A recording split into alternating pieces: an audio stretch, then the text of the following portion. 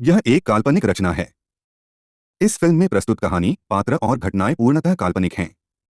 किसी जीवित या मृत व्यक्ति या वास्तविक घटना से कोई समानता मात्र एक संयोग है। मैं major Ranjit, secret service agent, लगभग 30 दिनों की छुट्टी में अपने घर जमशेदपुर आया हुआ था। एक दिन मैंने अपने भैया से भेंट मुलाकात करने का निर्णय लिया। वे यहाँ से तकरीबन 70 किलोमीटर की दूरी पर रहते हैं। अगले दिन रविवार को मैं शाम के 5 बजे पैसेंजर ट्रेन पकड़कर भैया से मिलने चल पड़ा। जमशेदपुर से भैया के यहाँ पहुँचने में ट्रेन को लगभग 2 घंटे लग ही जाता है। वहाँ के बाद भी ट्रेन लगभग 80 किलोमीटर और आगे तक जाती है। ट्रेन की लगभग पूरी यात्रा जंगलों और पहाड़ों के इर्द गिर्द ही रहती है। मैं जनरल बोगी में एक सीट पर बैठा हुआ था। ट्रेन में काफी भीड़ थी। लगभग 20 से 25 मिनट बाद मुझे एक बच्चे के रोने की आवाज सुनाई दी।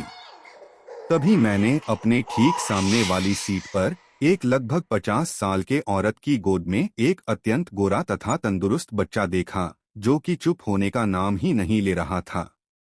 बच्चे की उम्र करीब 1 साल का रहा होगा। औरत रूपरंग और वेशभूषा से किसी झुग्गी झोपड़ी में रहने वाली दिख रही थी। मेरे मन में शंका पैदा होना शुरू हो गया था। मैंने उस औरत को पूछा, किसका बच्चा है? उसका जवाब जनजातीय भाषा में था। मैं समझा नहीं। मैं डांटकर कहा, बच्चे को दूध पिलाओ, रो रहा है।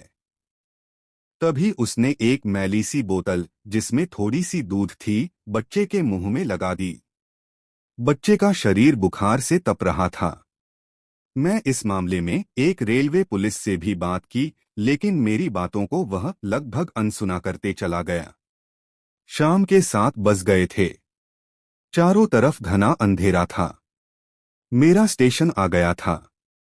गाड़ी 2 मिनट रुकने के बाद पुनः चल दी। मन था मेरा उतरने का, लेकिन दिल ने रोक लिया।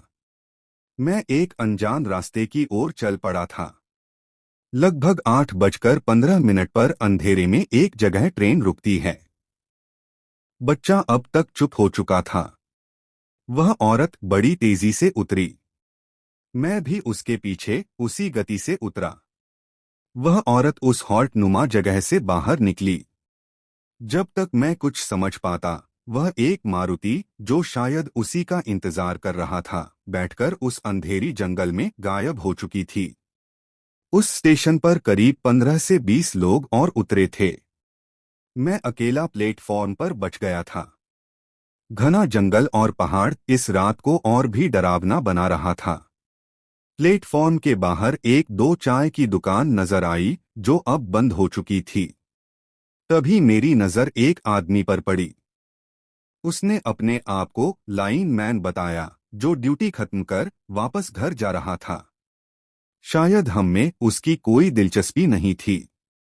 मेरे प्रश्नों का बगैर जवाब दिए वह चला गया। मेरे फोन का नेटवर्क भी जवाब दे चुका था। मेरी भूख प्यास गायब हो चुकी थी। थक हार कर मैंने रात बिताने के लिए उसी चाय की दुकान में एक टूटी बेंच पर लेट गया। नींद हमसे कोसों दूर हो चुकी थी।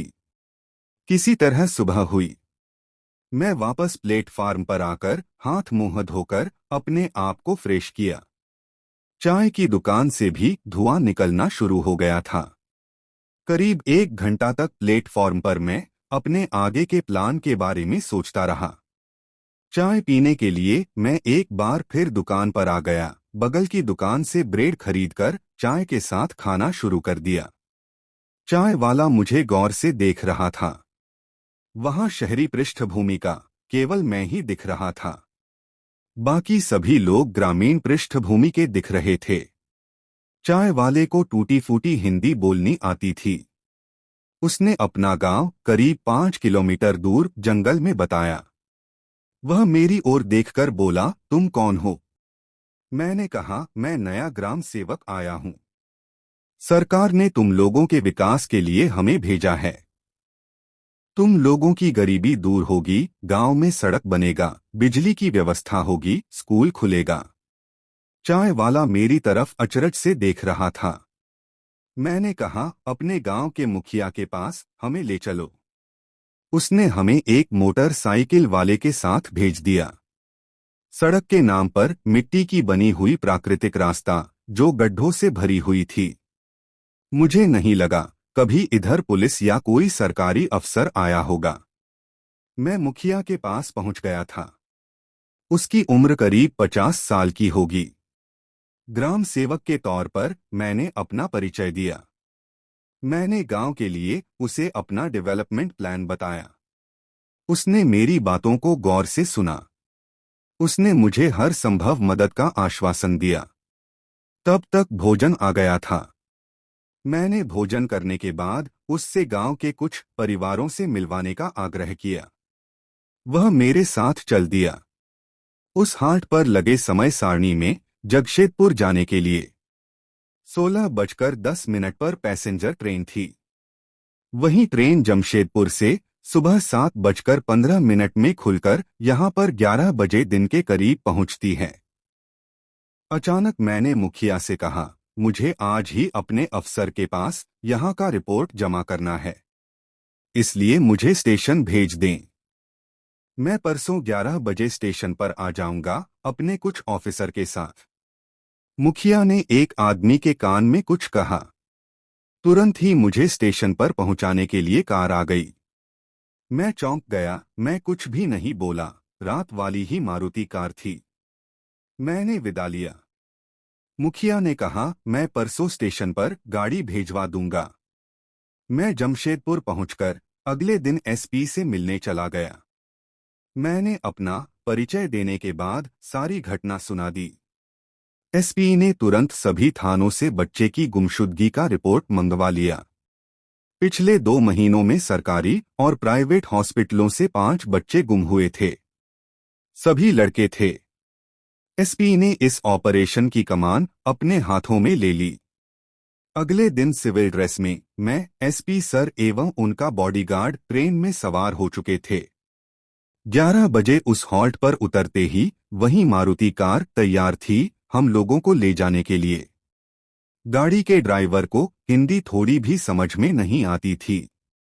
बगल के थानों को भी अभी तक इस अभियान के बारे में जानकारी नहीं दी गई थी। मुखिया ने हम लोगों के स्वागत में कोई कसर नहीं छोड़ी। हम लोगों ने सारी टेंडर उसी को मिलने का भरोसा दिलाया था। एसपी सर ने मुखिया के साथ गांव घूमने की इच्छा प्रकट की। तुरंत ही महिंद्रा एसयूवी कार आ गई।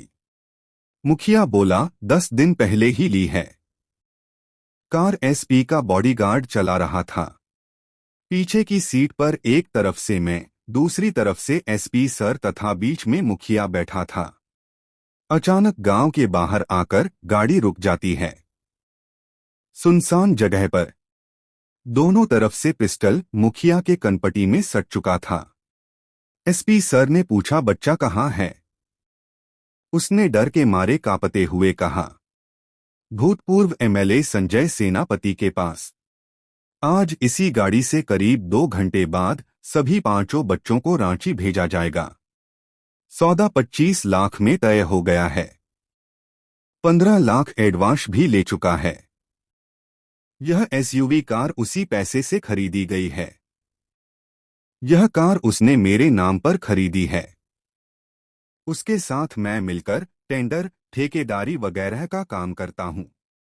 अब गाड़ी सरपट संजय सेनापति के घर की ओर भागी जा रही थी। वायरलेस पर थाना को तुरंत पहुंचने के लिए खबर दे दिया गया था।